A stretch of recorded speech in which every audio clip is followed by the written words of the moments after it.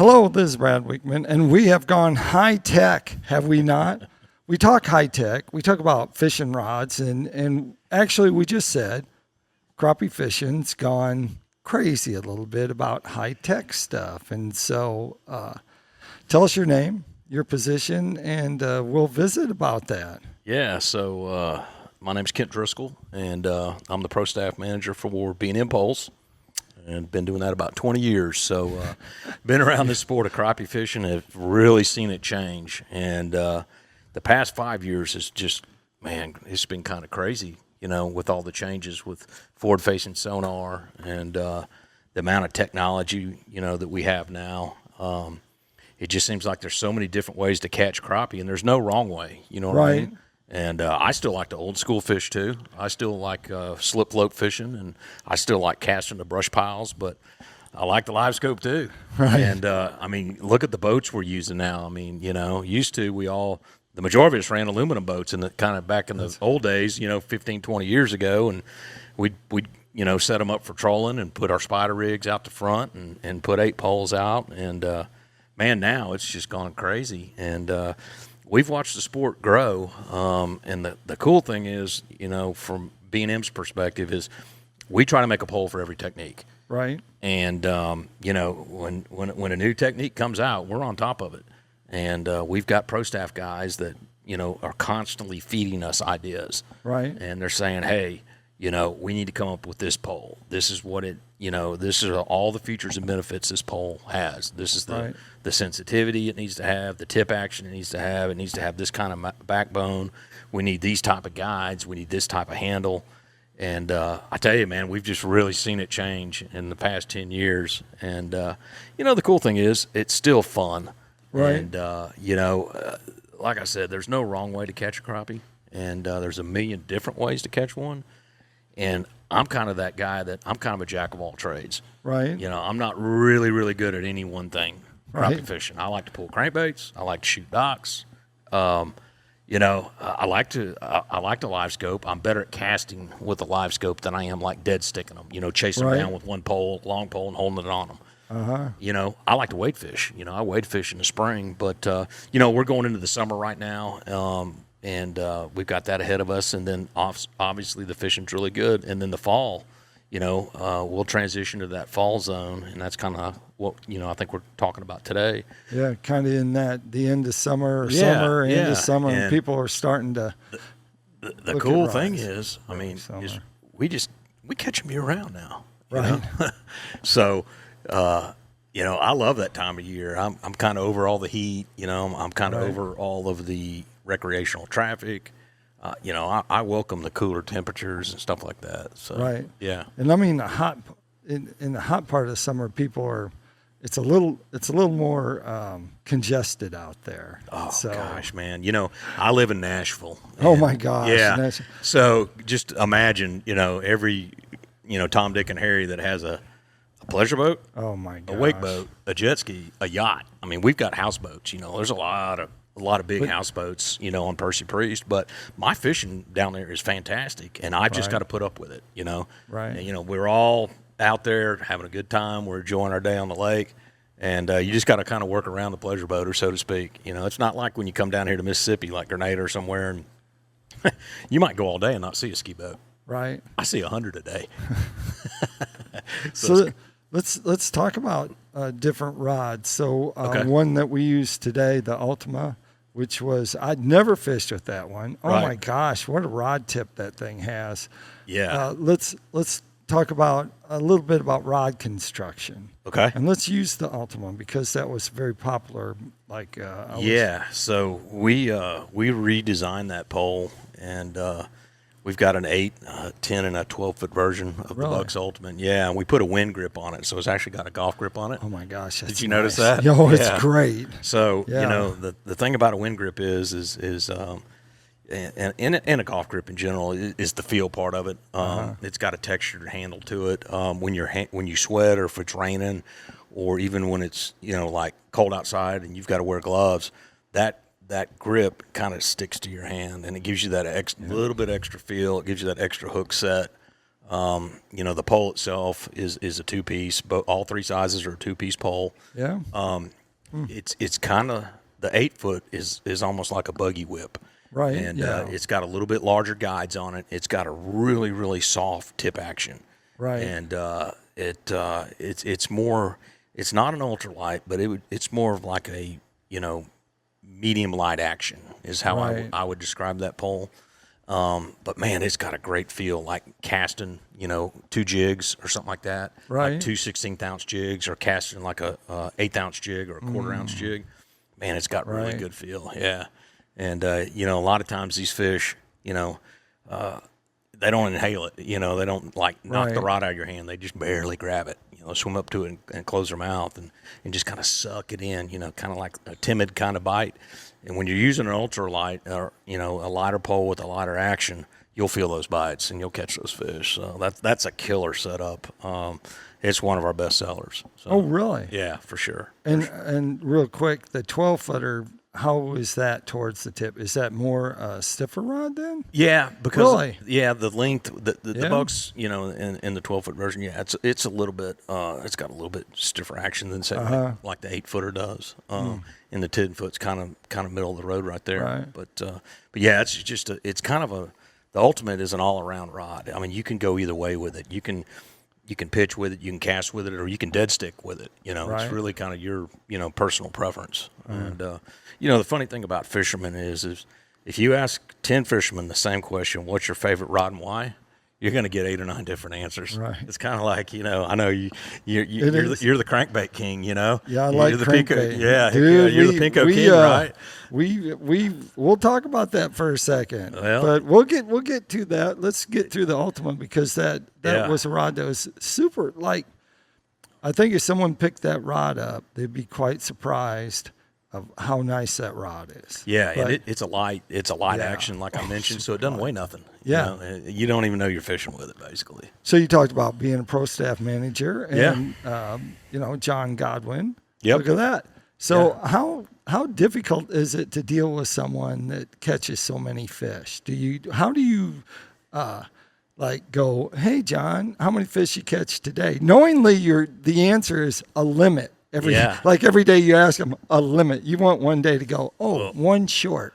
Fortunately, with John Godwin, he's so easygoing, man. He is. He's such a great fisherman, but Always the limit, dude. Yeah, and he can back it up. He's that guy you get in the boat and he's kind of quiet, Right. And he's that guy that that's sneaky. And, he's like that sneaky good fisherman. He's not going to poke his chest out and kind of be bragging like we're catching limits today. Right. No, he's going to go out there and produce it and show you. So you got John, then all of a sudden you're like, hey, and he had talked to you guys about building a rod. So tell us about that. Yeah, so John's he likes the live scope and he likes to pull jigs too. Yeah. And but he guides down on Darbone and Caney Fork, down there around the West Monroe area. Yeah. And he does a lot of casting. And he just he came to us and he's like, man, I've got an idea for a casting pole, and I really want a 7.5 footer, and I want something that's got a super soft tip with a lot of backbone, and I want oversized casting guides on it. I want it to have a cork handle. I mean, he had all these ideas. I mean, he had been working on this in for a while, saying this is what John Godwin wants. Right. And we're like, all right, so what do you want to call this thing? He's like, I want to call it the Godwin's Crappie Cast. And I'm like, all right, I'm smelling what you're cooking here. And he gave us all these ideas, so we went to the drawing board and we went out and produced a couple of rods. And we didn't get it right the first time. And it's kind of rod buildings. It's like, it's one of those things like baking a cake. Yeah, dude, you got to do it over and over, man, and you gotta be willing to say, hey, I messed this part of it up, and I got to start over. But we came up with several prototypes, and we kept giving them to him. And he's like, man, if I put my name on it, I want it just right. It's got to be made to my spec. Right. So we just kept working with him and kept making all these different improvements, and it's got a really cool hook keeper on it. Okay. Right. If Yep. you look where the hook keeper is Yep. on that rod, it's got that cork handle. It's just got some really cool benefits. And But it's the rod tip compared to the 75th anniversary rod, right? yeah, So there it's similar to the 75th, but the rod tip's a little bit lighter and it's faster. Okay, and that's what he wanted. He wanted to be able to cast, long distances accurately, and then, he just wanted something where he could feel it when they tick it. A light type bite. And man, I tell you what, we're selling a ton of those things. I'll bet you are. We are. I mean, we put his face on it. Obviously, we put his name on there, and he's just done a fantastic job. Working with us and putting it out there on social media. And he's just got such a huge following that people are they want to come fishing with him, and then they get in the boat and they get to fish with his rod, and next thing you know, he's selling them a couple of rods, and it's been like a perfect partnership for us. He's been with us for a long time, and we've also got a Duck Commander line of rods that we developed with the Duck Commander team. Yep. And so this rod was kind of a spinoff of the Duck Commander line, and we just put his name on it and his picture and his image. And then you have a combo too of that. Yeah, and it comes. You can buy it as a just a regular rod, or you can buy it as a combo with the reel. He wanted it to be under $100 with the reel. So it's real affordable, and it's got a nice reel on it. It's got an oversized spool, so it holds a lot of line. It's got a really good gear ratio. It's got a good feel, great drag system to it, and it's just been super successful. And man, we appreciate everything he's done to help us. Jack's like, Brad, you got to have the reels. You got to have the reels. This is like perfect for you. Well, and if you look at the rod and the reel, it's kind of like you can tell that he wanted the graphics to be the same colors. You got black, red, and gold graphics on the reel and on the rod, and he was adamant about that. He's like, man, I want this thing to look like a race car or something super fast, and cool, and it's kind of like a Trans Am, like when we were a kid, you wanted that T-top Trans Am with a 6.6 liter engine, That's right. And so we had a good time working with him, and man, that's just been a really big success for us. So we talk about trolling. And of course, you have rods that are built just for power trolling. Yeah, we do. And a complete line. Yeah, and those rods were developed, and the idea came from Les Smith. And we've always called Les. His nickname is Big Guns Les. That's right. And he wants it fast and nasty. Right. And, he wants a lot of rods out. He wants to go fast. He wants to fish with big baits and heavy weights and go really fast. Yeah. And, it all comes back from his dad, Mr. A. Smith. He was such a great ambassador for the sport of crappie fishing. Back in the day, Mr. A. had cane poles. He'd put an 8-ounce railroad spike on for a weight and tie 5 jigs on her and take off trolling. And he'd wear us out back in the day. Yeah. And he went catching. He didn't go fishing. Oh, no, he was catching, dude. Yeah. He was catching the whole way. He was filling those coolers up. And, we nicknamed Mr. A. And he told me one day at a tournament, I said, Mr. A., what are you going to do today? He said, I'm getting out the big guns. And that's what he called his rods, the big guns. We were like, you getting those big guns out? He's like, yeah, them 20-footers. And I'm so cool. God. So anyways, Mr. A kind of got it started, and then Les was like, hey, man, you guys got to take the Pro Staff, the B&M Pro Staff trolling rods, which are super popular. We sell a gazillion of those things, and y'all got to beef them up. And we need to call them the power trollers. And we need to be able to push 3 and 4 ounce weights with these power trolling bowls. Right. And once again, man, we kind of went back to the drawing board and we mocked up, some samples. We gave them to Les. He tried them. He told us, what we need to improve and how we need to fix them. And, if you look like, for example, something that's different on that pole is the handle. At the very back of that handle, it's got a V groove in the back, about 2 inches up from the butt. And that groove sits in your rod holder. Okay. And and that groove is actually made, that's an aluminum insert that's stuck in there. It's a V groove. And that V groove sits in your rod holder so it doesn't dent the handle of your pole because you're putting so much force on it. Yeah. When you've got a heavy weight and you're pushing them real fast, it'll actually wear your the rod handle. Yeah, your EVA foam handles. It'll just wear that foam out. And so, that was a big thing for Les that he told us, he wanted. He wanted a longer handle so it fit real nice in the cradle of the rod holders, like a Driftmaster or a Millennium type rod holder. He wanted a tip on it that was an orange tip.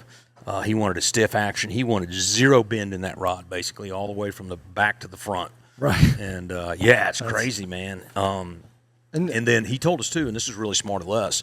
He said, "Hey, you guys got to beef up the eyes. These eyes got to be extra heavy wrapping. Right. They got to be an extra heavy material because what happens is, like when you wrap the rods up, you've got that big weight up there, and that weight will kind of beat up against your rod. Yep. And like when you're transporting them and stuff like that, your rods start vibrating, and it'll actually dent your fiberglass and kind of beat your rod up and knock the eyes off of them. Right. So so we had to just be really, really strategic in how we put those rods together, and we just came up with the perfect power trolling rod, and those things have taken off, and now we make those in 14, 16, and 18-foot lengths. Yeah. And so that takes us, actually, we'll just talk about Les's, take us to the back of his boat. So he's kind of transitioning over to using some planer boards. I use planer boards during the summer. That's what I troll with, take people out and guide and take them out. And so I use a different type system than what he uses, but I'm going to probably get a couple. He's using some gunners for his planer boards right now. So you have people that you have some people that are using the gunners, then you got people using Sam Heaton, and then you have someone like me that is we're in super clear water, and so we let a lot of line out, so we need some forgiveness but a little strength, and so we're using some trolling. Les is still running the big weights with his church planer boards, and typically what he's doing, he's putting a 2 to 3 ounce weight just above where his barrel swivel is. Yes, and it's about 3 feet from the top jig, and then 5 feet from the bottom jig. And Church Tackle makes these little clip-on weights. They make them in 1, 2, 3 ounce weights. Yeah, a little sleeve that fits through the line. He clicks them. Yeah, he clips them on the line right in front of that swivel. And what that allows you to do, and I know you're a crankbaiter, is you don't have to have as much line out between the planer board and your bait. That's right. Okay. Yep. And versus, we traditionally would cast a crankbait out, 50, 60, 100 feet, then clip the board on, right? Right. Les isn't doing that. Yeah, and he's still. So he's kind of takes power trolling that he's doing off the front of the boat and moving it to the back, but he's adding the planer boards. And those planer boards swim out away from the boat. And now, if you think about it, he fishes 18-foot power trollers off the front. So add 18 and 18 is 36, plus the front of his boat 6 feet wide. There's a 42-foot sweep out the front. Yeah. And then he goes to the back, and he'll set the inside board at about 50 feet.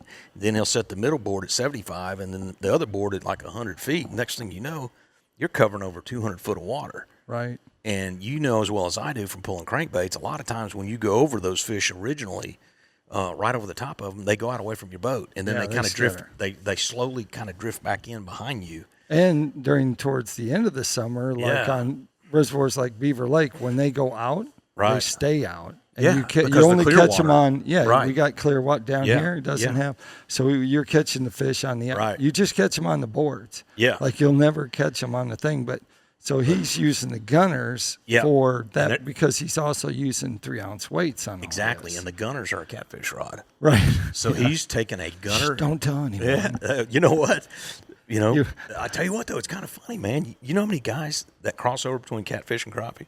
Yeah. So you got guys that'll take these gunners and they'll go there. They'll go, go pull boards with them, and then they'll take them and just load them down with a 2 or 3 ounce weight and catfish with them. Just long, bump with them or drift with them, whatever they do.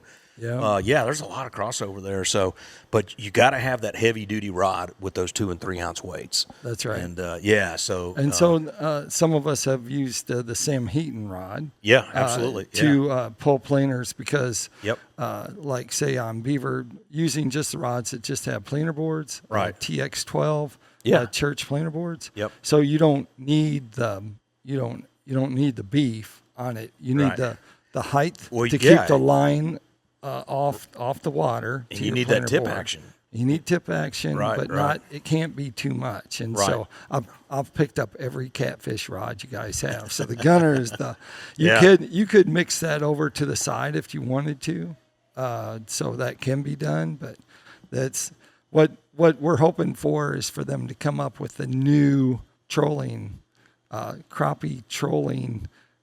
Planer board. planer rod. Planer rod. Yeah. And so, man, we're talking about it. So. Yeah, you need to be talking about it. I know. Just keep in touch with me. I'll help you. We can. Yeah, for sure. And that's what we do. I mean, Yeah. we just, when we develop a rod, we've got to put it in the hands of fishermen that know how to use it. Right. And that, the guy that is really like dialed in, and he knows exactly what the features are.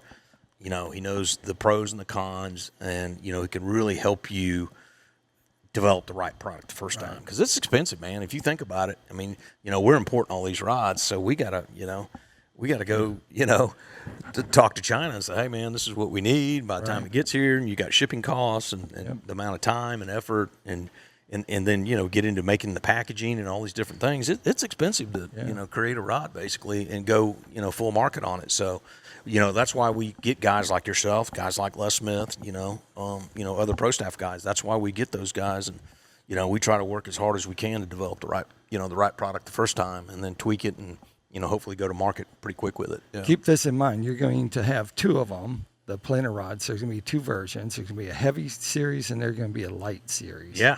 And so the light series is going to be for when you're using planer boards without a weight, and then the heavy series is going to be the one that's going to be used with the one that has the weight. And so you can write that down here. I'll write it down on my sheet of paper, because that's what you're gonna see, because it's two different versions that are happening there. Sure thing. So tell us, if you could give someone a tip for picking a fishing rod for crappie fishing, and let's just say we're one poling, because that's very popular. Okay. What pole would you recommend? And they're live scoping. Let's just get right to it. I'm gonna ask them where they're fishing. Okay. All right. What lakes? What area of the country are you fishing in? Okay. Are you fishing for white crappie, or are you fishing for black crappie? All right? Are you fishing in clear water, dingy water, or muddy water? Right. So I'm going to ask them, 8 or 10 questions and try to get an idea of where they're fishing and what they're doing. Right. And then I'm going to try and match my recommendation with my rod to the conditions that they're fishing or the lake that they're on. Down here in Mississippi, for example, these fish are heavily, heavily pressured. We've got pretty muddy water most of the time. They don't like you to get too close to them. Right. Okay? When you're easing up on them with a trolling motor. So, if it's a guy that wants a single pole, dead stick, drop that pole right on their head, I'm going to tell them to look at the Black Diamond series, either a 16 or an 18 footer. Okay.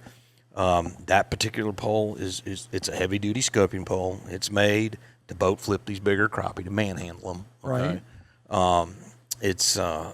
We've got it in a 16 or an 18 foot size, and you can fish anything from like a 1/8 ounce jig up to like an ounce and a half if you want to. And there's different types of guys now that are scoping. A lot of these guys are taking these rods with like a 3/4 ounce weight and then putting a jig below it, and they'll drop their bait in the water and they'll drive that bait to the fish. Right. They'll come up behind them and they'll push that rod to them almost like they're trolling. Okay. Then there's a lot of guys that drop vertically and go straight down on them and try to get that bait right over the top of their head, and then slowly raise it up and keep it above the fish's head so he'll bite it. So you really got to kind of feel out the person and feel out the condition, and that kind of thing. So, now if you're fishing a lake that doesn't get a whole lot of fishing pressure, all right, and let's say it's got like a medium, water clarity, I would probably tell them to try out maybe the 14-foot diamond. Okay. Right. It's part of our diamond series that are 8, 10, 12, 14-inch lengths. They're super lightweight. They weigh about half of what the black diamond does. Yeah. Okay. So it's and the handle is very ergonomic. Yeah, it's got a split handle on it because that takes weight out of the handle. Okay. And when you're scoping like that, a lot of times you got guys that want to just hold a pole all day long and scope. Right. And those longer poles are heavy, man. So if the conditions will let you get closer to these fish, I'm going to say, hey, man, try this diamond series out. All right. All right. Now, if you got like traditional jig fishermen, I'm talking about the old school guy. Yeah. That might live scope or he might not live scope. I'm going to probably talk to him about it like an 11 or 12 foot jig pole, a very traditional jig pole, like the Bucks Graphite. Okay. The Sam Heaton series. What I'm going to ask him, what kind of blank do you like? Okay. Right. What kind of handle do you want? Cork or do you want foam? Right. You want a split handle. What is it? That you want? Okay.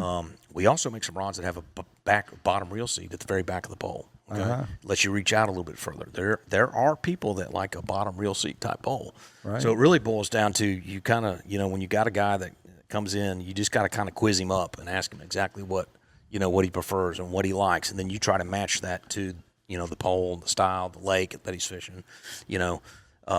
White crappie traditionally, they're more. They have a tendency to get bigger than black crappie. They're more loner type crappie. They don't school like black crappie do. Most of the guys down here are going to want, if they're fishing for these big white crappie down in Mississippi, they want that big heavy duty rod. Yeah. But you come over to my neck of the woods and get around Middle Tennessee and stuff, and guys, they don't fish that style that much. So you'd probably see them fishing more of a medium weight, like a 10 to 14 foot, jigging pole. So. Well, that takes us to a Tackle Time sponsored by PICO Lures. Of course, we talked about PICO crankbaits, and you can't go wrong with them. They got lots of colors that work really good down here in Sardis. It's been orange. Anything with orange in it, bone orange. We got orange tiger. Just any of those colors have been really hot. And also the pink glimmer, pink splatterback's been really good. So you can check them out. Plus they have a complete line of soft baits, and also they have the scope eye jig head for you guys that are going out scoping. So check them out at PicoLures.com. The Fishing Guide podcast is also sponsored by B&M Poles. Of course, they have a complete line of rods for crappie fishing. They have so many crappie fishing rods, it's insane. You have to check those out. But they also have rods for catfishing. They got rods for trout fishing, saltwater, you name it. They got a rod that you can go fishing with and catch fish with. So make sure you check their rods out and all their products at bnmpoles.com. If they want to find out more about B&M Poles, where would they go? Yeah, just www.bnmpoles.com. Check us out. We've got a great website. We've also got social media pages, Facebook, and Instagram and so forth. We're on TikTok as well. All right. And just come check us out. And we got a lot of pro staff guys that are out in the field. Look our guys up, and if you need some help, we got a lot of guys that guide. And then we got a lot of guys that tournament fish too. So we try to be the company that just gives our customers great customer service. And when we have people call in and say, hey, I'm new to this, what do I need to do? A lot of times we give them a pro staff person and say, hey, why don't you call this guy? He either guides or fishes in your area, and he can help you out. So we do a lot of that too. Yeah, a lot of teaching and training. There you go. All right. Sounds good. Like I always like to end the show, make sure you keep your hook sharp, lures in the water.